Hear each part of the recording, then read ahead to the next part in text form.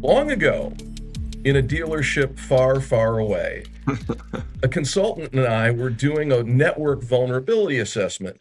He was getting set up in the computer closet. I was talking to the general manager in his office, and barely minutes had passed before I got a panicked call on my cell. Get down here. We have a problem. GM and I dashed down there, and our consultant was saying, all right, I hooked things up. I began the scan, and guess what? All of your data in your DMS has been compromised. And every 6 seconds, there's another sweep, and all new data is skimmed and taken off. And we're both stunned.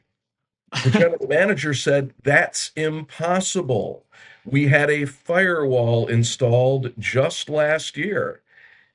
And my consultant said, sir, all I'm telling you is you're losing all your data, and I've surveyed everything you've got in the room. You do not have firewall.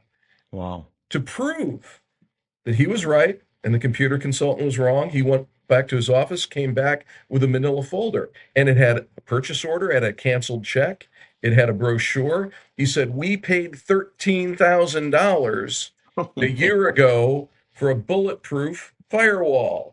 And all my consultant could say was, sir, I have no doubt that you spent $13,000 for a bulletproof firewall, but I can also tell you it was never installed. And all the data in your DMS for the last year has been taken away, and it's constantly being updated every 6 seconds. What do we do, said the GM. Consultant says, we disconnect from the internet immediately. He said, I can't do that. If I do that, we can't sell a car. And then I put on my lawyer hat and said, well, sir, if you do sell a car, you're going to do it while every customer's personal data is knowingly being stolen. Right now, you're a victim. If you let this go forward, you're a criminal. Wow. And with that, my consultant yanked some blue cable out of the wall, and that was that. And I will end with this thought. Who do you think the data thief was? Ooh, good question. How about the guy who took 13 grand and didn't install protection, had complete access to the network? Really? That's Intentionally? Yes. Oh, no, I didn't know. You don't accidentally not install a firewall. Oh, no. Did he hold the data ransom? No, he probably just sold it, dark webbed it. Man, Just that's when a you- story. Just when you thought that everybody was on the up and up, No, sir. up pops another criminal. We start every podcast with a story, and I gotta tell you, that's by far the most fascinating story we heard. So that's great. Very I true. wish it weren't true. I know. And I wish I didn't have more of them. Well, Yeah. you No, I probably bet. have a couple more to tag onto that at arm's reach. So maybe we should just All tell right. stories all day.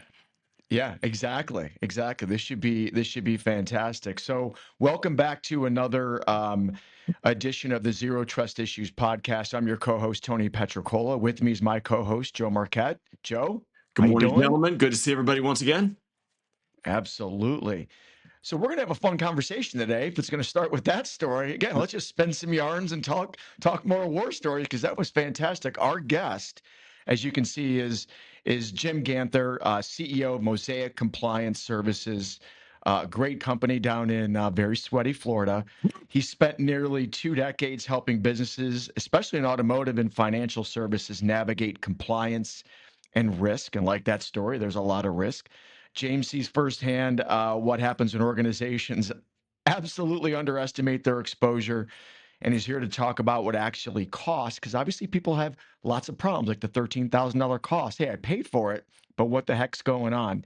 And he's one hell of a barbecuer. Man, the man can cook. I've seen it. Jim, thanks for joining the show. We appreciate it. And Welcome. we appreciate AgileBlue's sponsorship of our barbecue team, Grillable Hours.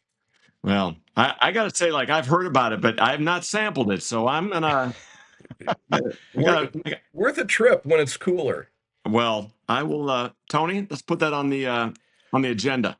Quick question. Let's dive into a little bit of your background, kind of the focus here of understanding some of the stories and pitfalls that organizations can face. You talk about the dealership experience. You talk about financial institution experience. We talk a lot about, the decisions that businesses have to make. Where do they invest? Where do they make cuts? When it comes to cybersecurity, I'm curious, where do you see, bad financial or budget decisions being made when it comes to, hey, we can only do so much? I mean, every organization faces this. We can only do so much. But like when they start cutting back on cybersecurity, where do you see people making the biggest mistakes? Well, first of all, let's situate myself in my own particular market. We serve primarily the retail automotive industry. And because car dealerships originate financing, installment sale contracts, and leasing, they are regulated as if they were banks. And this brings them into the purview of the FTC Safeguards Rule, as well as many other state data security schemes. Dealers don't think like bankers. They're totally different, right brain, left brain. So dealers want to sell iron. They want to move taillights over the curb. They don't think about data security. It's not in their DNA. So when it comes to cutting costs, what do they cut? Data security. I mean, it's not like they're going with a cheaper option. Very often they have ignored it historically. And I say historically because I have seen substantial improvement in the 4 or so years since the FTC Safeguards Rule was updated. When it originally went into effect on May 23rd of 2003, the regulation was about a page and a half long, and it required financial institutions, which covered dealerships, required them to take reasonable measures considering their circumstances. It was a very, very squishy standard. The revised rule is about 12 and a half pages long, much more detailed, and it requires you to do specific things, some of which might be overkill in a dealership environment, but all of them tangibly contribute to data hygiene.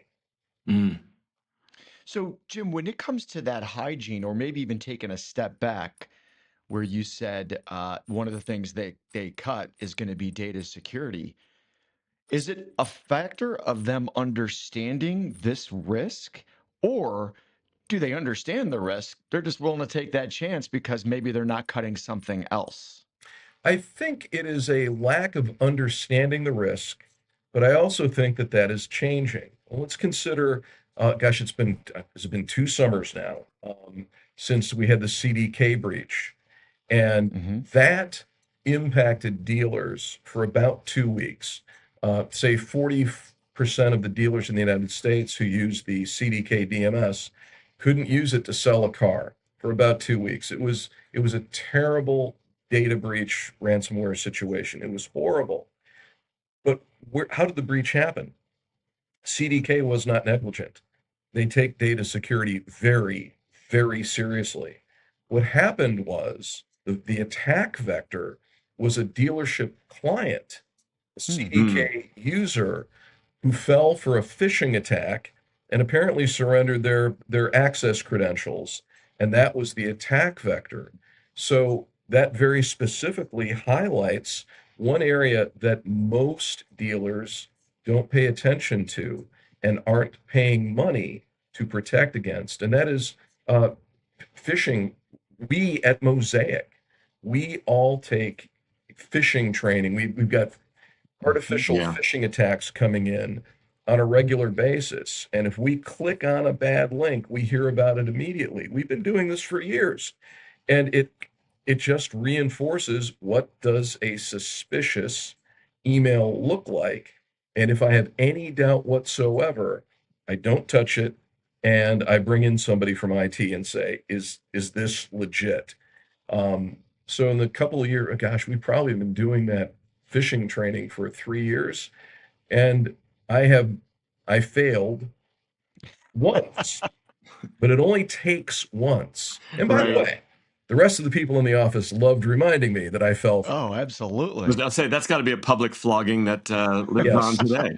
Hey, I'm the oldest person in the building.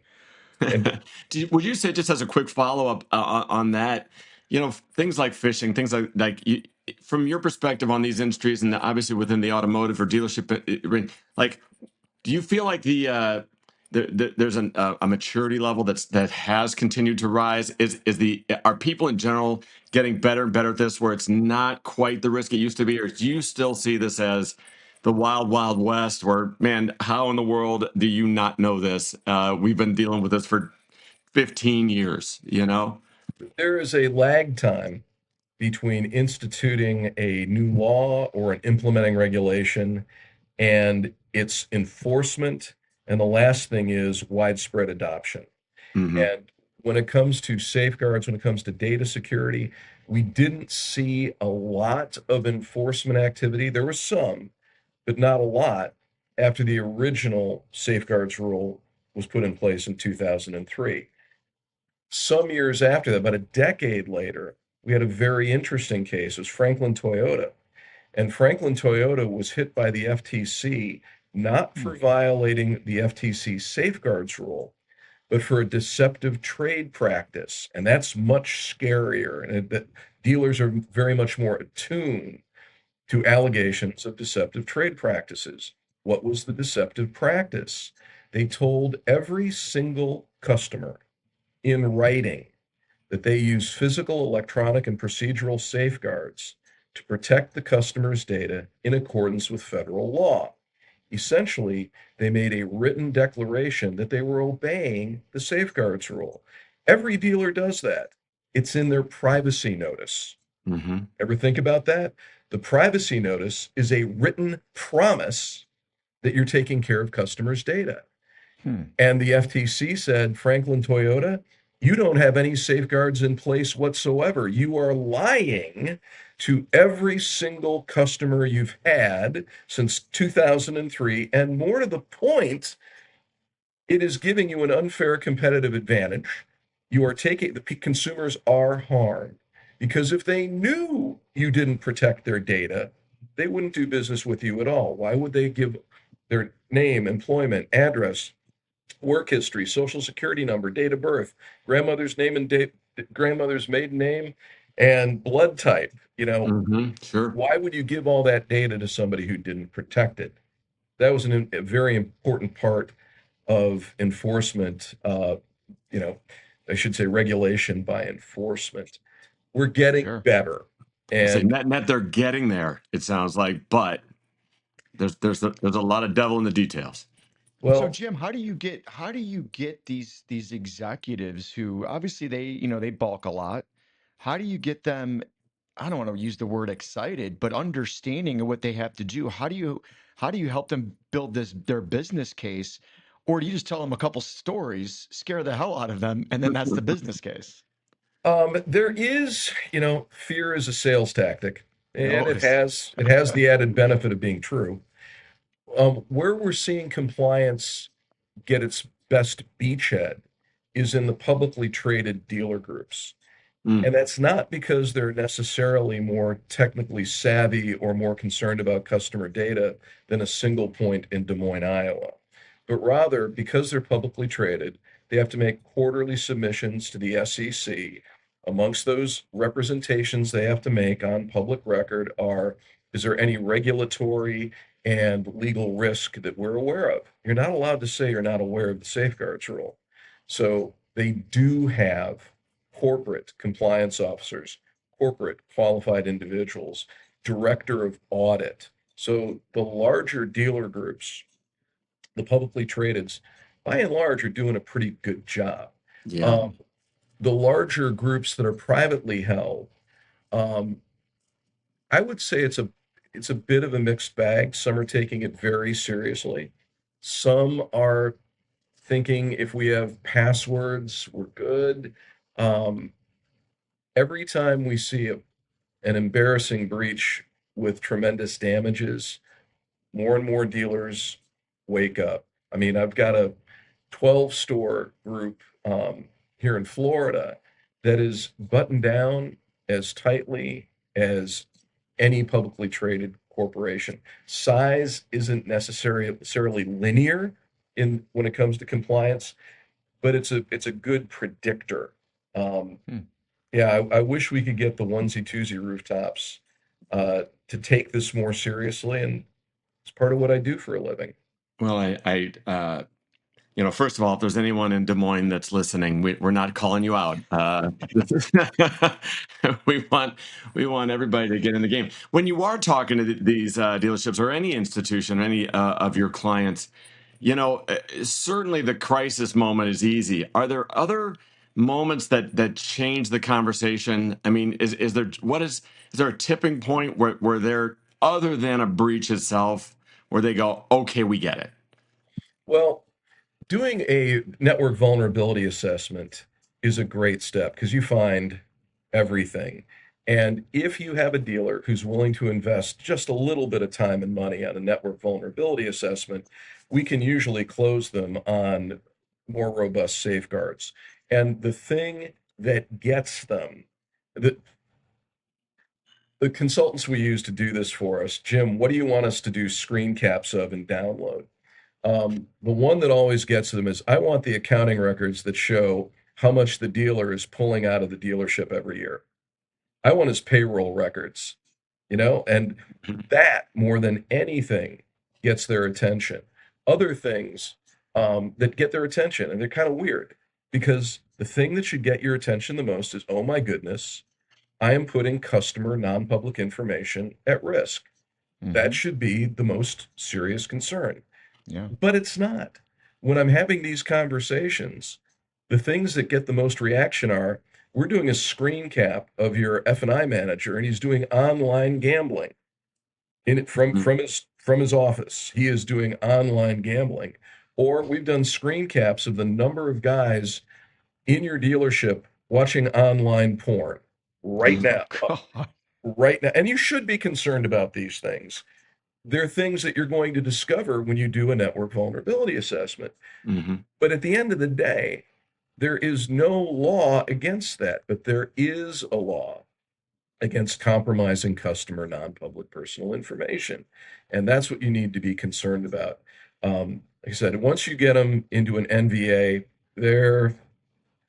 they will see the light quickly. I just wish more of them would do it.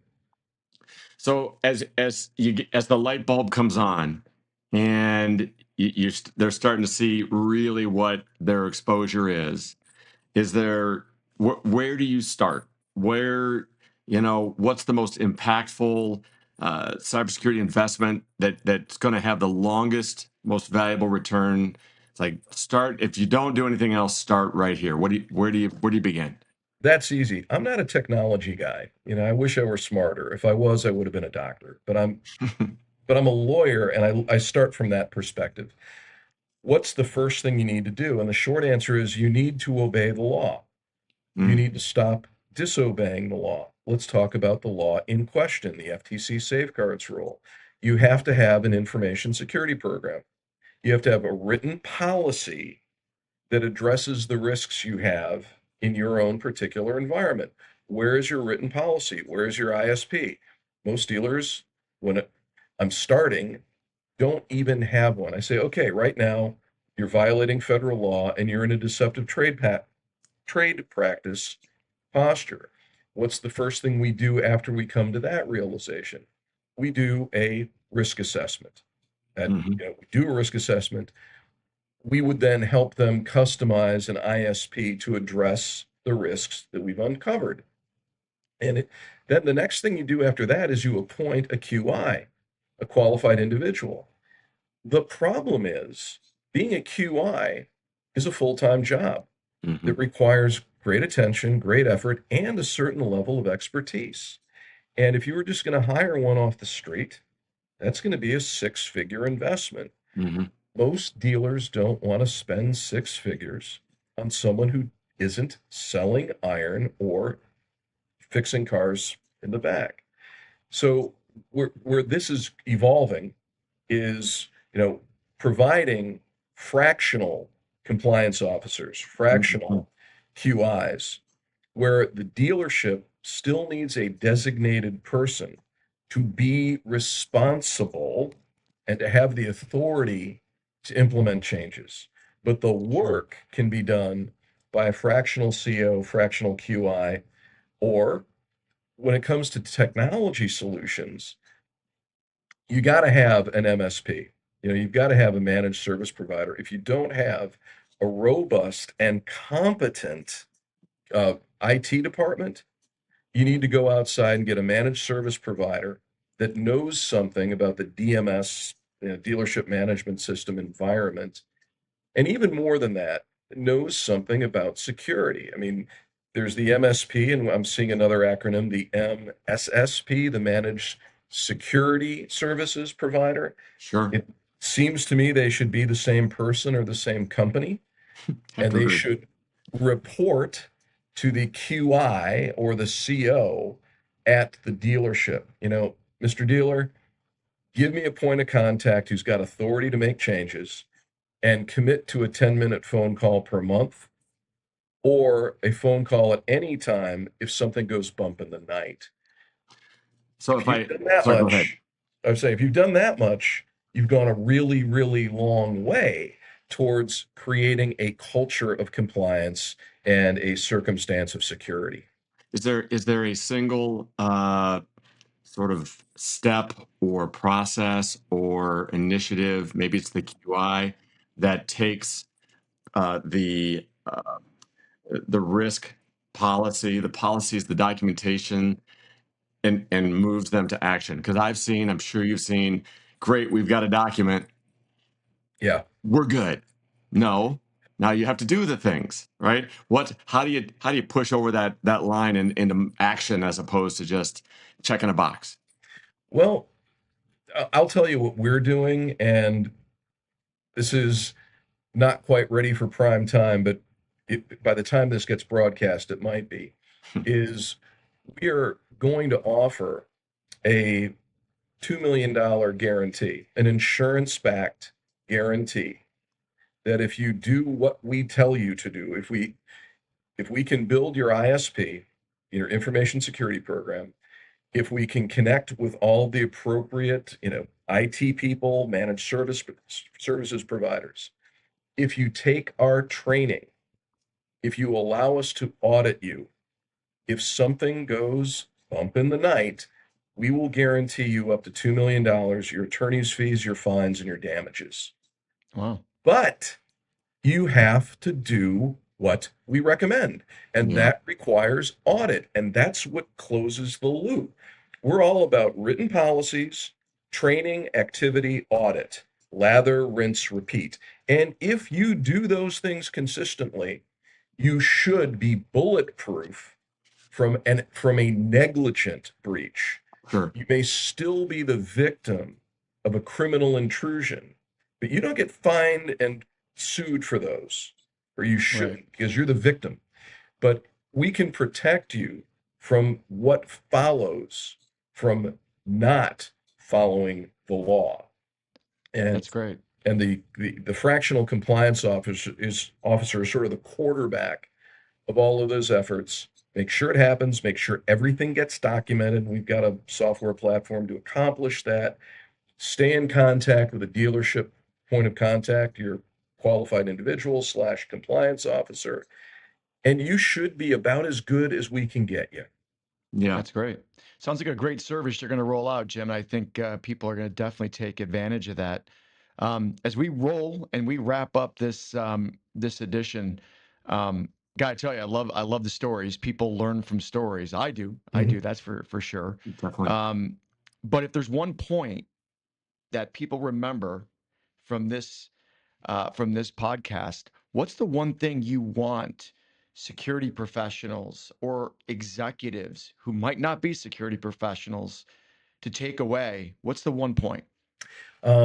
Going broader than just the retail automotive sector or the financial services sector to any business that has an IT structure, and that's pretty much every business. Ask yourself, do you have a written data security policy? Mhm. That's the one thing. It's a shibboleth. If you don't have that, you don't have anything. And if you do have it, how can you prove?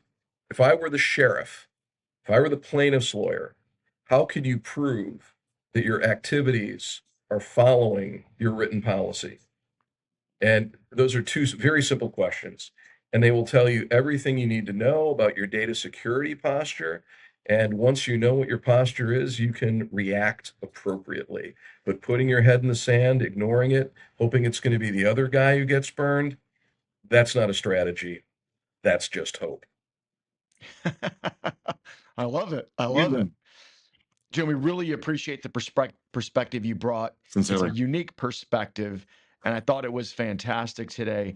And I think this is a conversation not just for car dealers, automotive, financial services.